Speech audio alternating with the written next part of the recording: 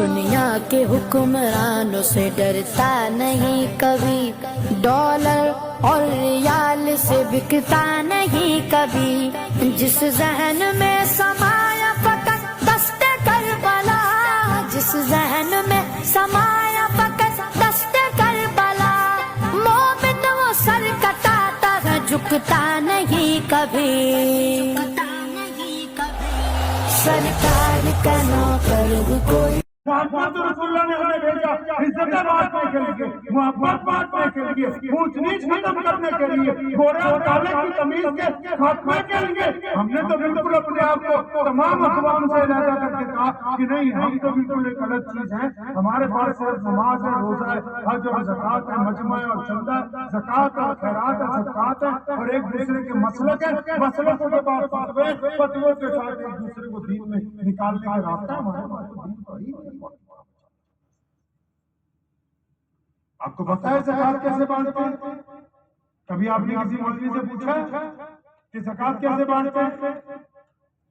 پوچھا آپ نے کبھی کسی مولوی سے؟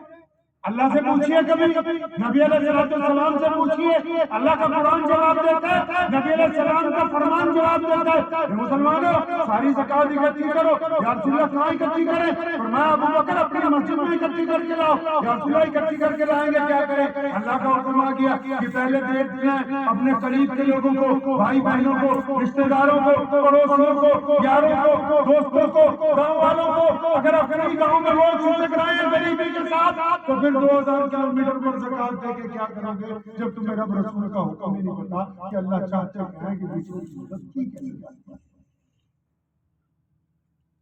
کہاں تک چھوڑیں گے ہم اسلام کو؟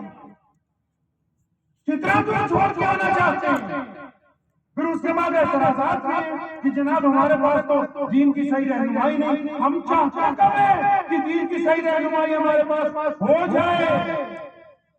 اقوام عالم میں جن لوگوں نے اسلام کے خلاف سازش رچی، ان کا پہلا مقصد یہ تھا کہ مسلمانوں کا اپنے امام سے، مسلمانوں کا اپنے مفتی سے، مسلمانوں کا اپنے شیخ سے، مسلمانوں کا اپنے قاضی سے، مسلمانوں کا اپنے سردار سے، مسلمانوں کا اپنے امیر سے، مسلمانوں کا اپنے گھر کے سربراہ سے، اولاد کا اپنے باپ سے یقین اٹھ جائے، تاکہ جب یقین اٹھ جائے گا تو نا اتفاقی پیدا ہوگی۔ جب نا اتفاقی ہو جائے گی تو تمام کی تمام باتیں جو ہیں وہ آسان ہو جائیں گی۔ آپ کس کو اچھا عالم دیکھتے ہیں؟ جو کسی دوسرے مسلک کے خلاف اچھی تقریر کر لے؟ آپ اچھا عالم کس کو بولتے ہیں؟ جو فتوا کھیل لے؟ آپ اچھا مولوی کس کو سمجھتے ہیں؟ جو مجمع کو 10 لوگوں کے اندر بانٹ۔ تو تمام نبیوں نے کہا خدا، زور سے خدا ایک ہے، خدا ایک ہے۔ دنیا کے تمام مذاہب سب پڑھے لکھے لوگ اس بات کا پیغام دیتے کہ خدا ہمارے نبی محمد علیہ السلام کے بعد انہوں نے اس سے بھی اگلے جملے کو مکمل فرق کس جملے کو مکمل کیا؟ یہ تو پتا ہے کہ ایشور ایک ہے، خدا ایک ہے، رب ایک ہے، پالنہار ایک ہے جس نے ہم سب کو پیدا کیا۔ تو جب ہمارے نبی محمد صلی اللہ علیہ وسلم مکہ المکرمہ میں مبعوث ہوئے تھے، اور جب ہم سب کی ماں امی خدیجہ الکبریٰ رضی اللہ تعالیٰ عنہ ان پر ایمان لائیں، اور جب ان کے دوست جو سب سے بڑے مسلمان ہیں، پتہ ہے نا کون؟ سب سے بڑا مسلمان کون ہے بھائی؟ کون ہے بھائی؟